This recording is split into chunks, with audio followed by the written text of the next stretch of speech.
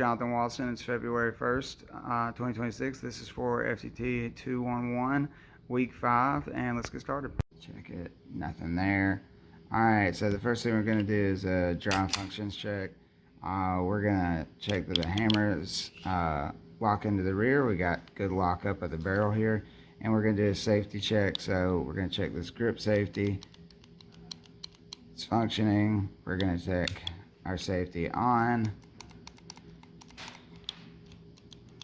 Everything's good there. We're going to check that grip again. We're going to hold this and we're going to dry fire it. Everything seems to be functioning well. Alright, so we got 3 rounds of dummy ammunition. We're going to see how she chambers. It's locked up good. We're going to check very forcefully here. We're not going to be gentle. We're going to see if it's ejecting properly. And slide locks to the rear. So, thank you, Hewlett, for. Can you find that dummy bullet for me, please? It went flying. All right, thank you.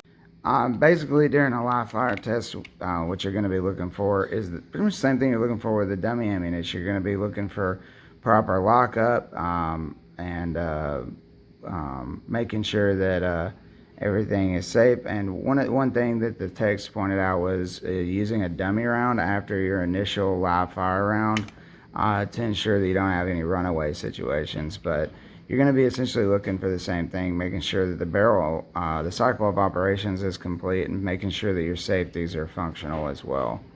All right, we're going to move on to the next step.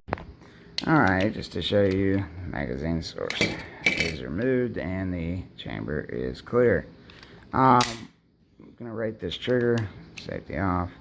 Got a little bit of take up there, maybe a 1/8 of an inch, and then typical 1911 trigger. It feels pretty good. Got a good bit of take up in it, and we're gonna test the reset now. Cycle it. Gonna test the reset here. Got a same thing, about a 1/8 of an inch of reset, and then good release there. I think it feels pretty good. I mean, it's a hammer fired pistol, so it's a pretty good trigger. And I'd say maybe a 3.5, 4 pound, if that. Good duty trigger, and could use some work if we're wanting to make a little bit get some of that take up out of it, maybe, or at the very least lighten up that trigger pull a little bit. It could be better. Alrighty, we're gonna measure this barrel length. To do that, we're gonna get this down to the bottom of the barrel there, and we're gonna make a mark right here. Let me put you down and make a mark.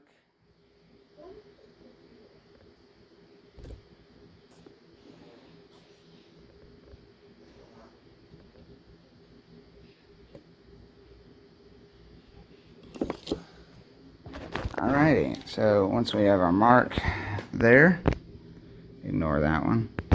We're going to take our calipers here, because it's the only ruler I have on me, and we're going to measure from our mark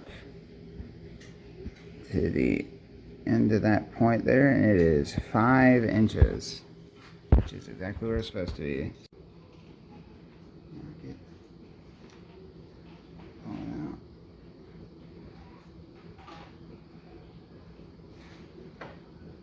Yeah, it's a 1/4 turn.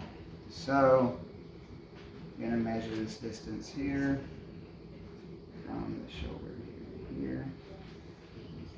That's right at 4 inches. So, 4 times 4 is 16. That makes this a 1 16 twist. Alright, now we're going to get our headspace gauges out. Alright, so as you can see, the barrel is properly locked in position. There's no big gaps. So we're going to take our go gauge, going to slide it in here behind the extractor, line it up with the chamber, and chamber the go gauge, and as you can see, there's no big gaps. The barrel is locked in place, and so that is good. We're going to take our no-go gauge and we're going to test it.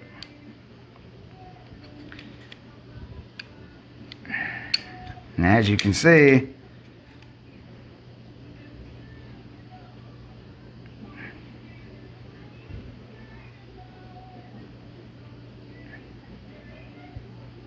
turn that off. Alright, so we're going to check this headspace. We're going to check here and make sure that the barrel is locked with nothing in it. Looks good. We're going to unlock the barrel. We're going to take our go gauge and we're going to put it down in here behind the extractor to hold it in place.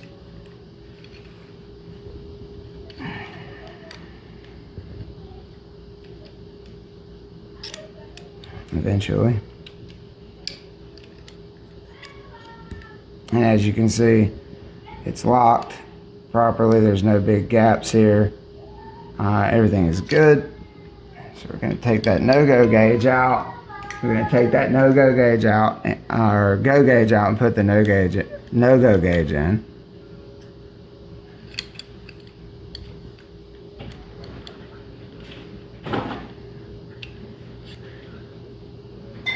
And we're going to put that in the chamber.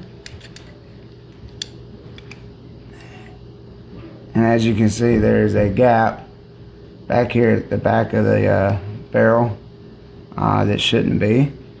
And that's showing you, as you can see through there, there's a gap showing you that the no-go gauge doesn't fit.